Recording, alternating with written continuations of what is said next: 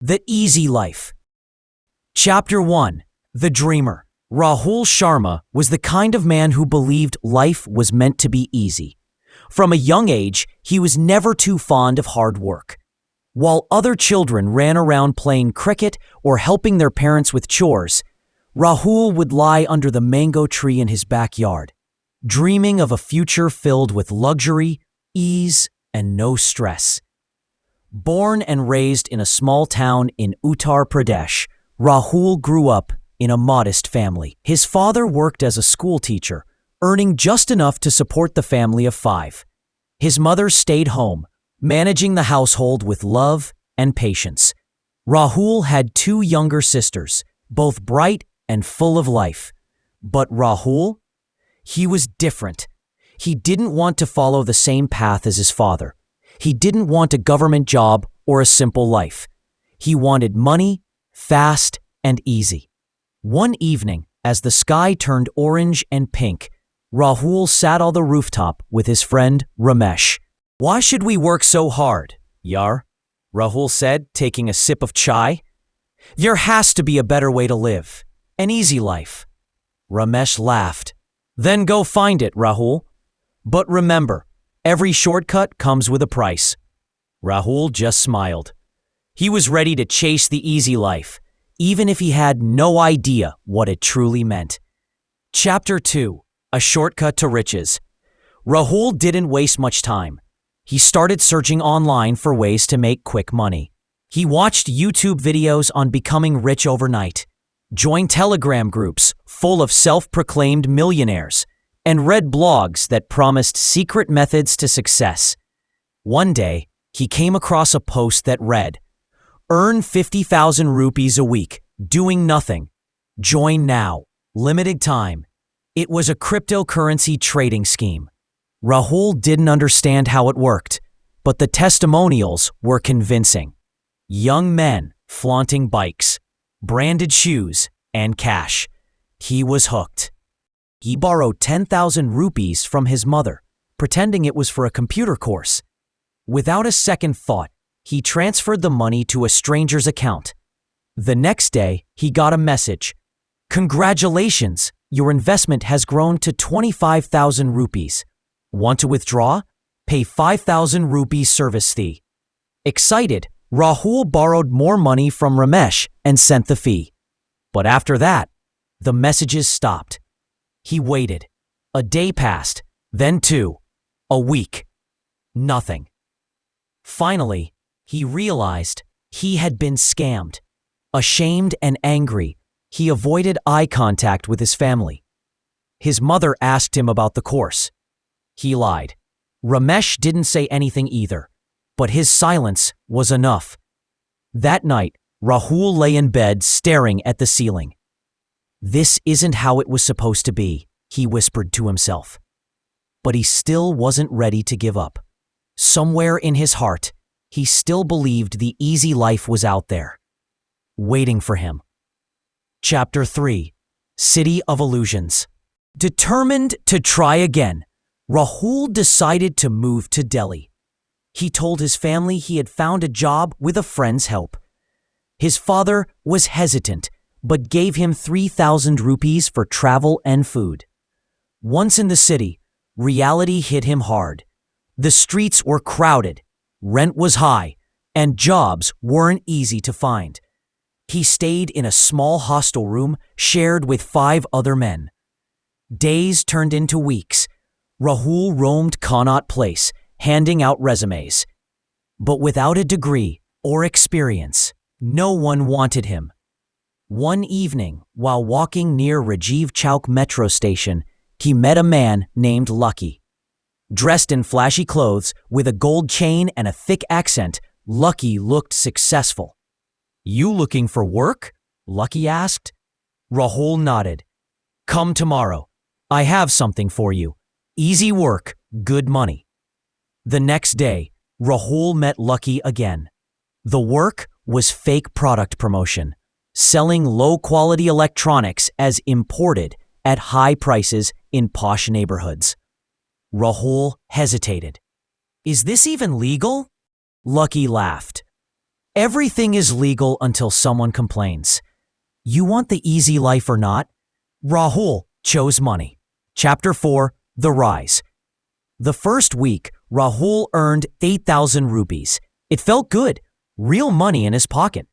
He bought new clothes, ate at restaurants, and sent 2,000 rupees back home. For the first time, he felt like someone. People noticed him. His roommates respected him. Lucky introduced him to more contacts, small-time dealers, promoters, and agents. Soon, Rahul was no longer just a street seller. He was managing a team of boys who worked under him. He spoke big, walked big, and acted big. He even made an Instagram account filled with flashy photos. Standing next to a rented car, sipping mocktails in cafes, wearing sunglasses at night. He had become the image of the life he always dreamed about. But beneath the smiles and poses, something didn't feel right. Chapter 5, Cracks in the Dream. One evening, while having dinner at a small dhaba, Rahul got a call. It was one of his boys, arrested for scamming a customer, who turned out to be a police officer's cousin. Within hours, Lucky vanished. His number was switched off. The other boys went underground. Rahul panicked. His name was on their group chat. His photo was on flyers. He knew if the police started digging, he'd be next. For days, he stayed in his room, avoiding calls and news. But trouble came knocking anyway. 2 men came asking for Lucky and for money he owed. They threatened Rahul, took his phone, and warned him not to run. Rahul was stuck. No Lucky, no money, and no way out. The easy life was beginning to feel like a trap. Chapter 6, The Fall. Rahul didn't sleep for days. The pressure was building like a storm inside his head. He had no money left, no job, and now dangerous people looking for repayment. He thought about calling his father. But how could he? What would he say? That he lied, got involved in shady business, and now feared for his life? He sat on a bench near the Yamuna River, watching the water flow, wondering how everything had gone so wrong. That night, he returned to the hostel to find his belongings scattered on the floor. "You haven't paid rent in 2 weeks," the owner shouted. "Get out!" Rahul picked up his bag and walked out silently. Homeless, tired, and hungry, he wandered the streets until dawn. For the first time in his life, he envied the men who worked hard. Auto drivers, tea sellers, security guards. They were poor, yes, but they slept peacefully at night. He couldn't even close his eyes without fear chasing him. Chapter 7, The Phone Call. Sitting outside a closed shop in the early morning cold, Rahul reached into his pocket and pulled out the old keypad phone he had hidden after his smartphone was taken. He stared at it. He hadn't called home in weeks. He didn't even know if they still believed he had a job.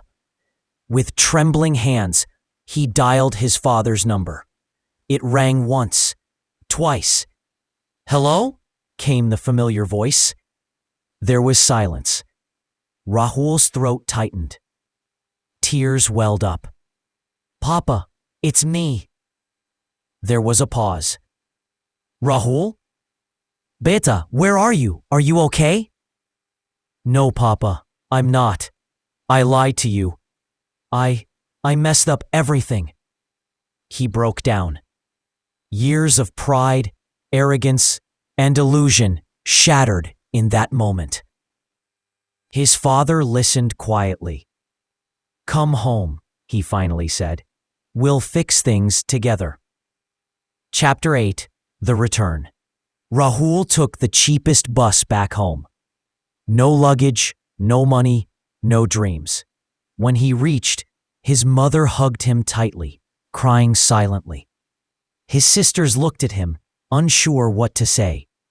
His father sat him down and asked him everything. Rahul told the truth. There was no shouting, no anger, just a deep sadness in his father's eyes. "We wanted a better life for you, but not like this, beta.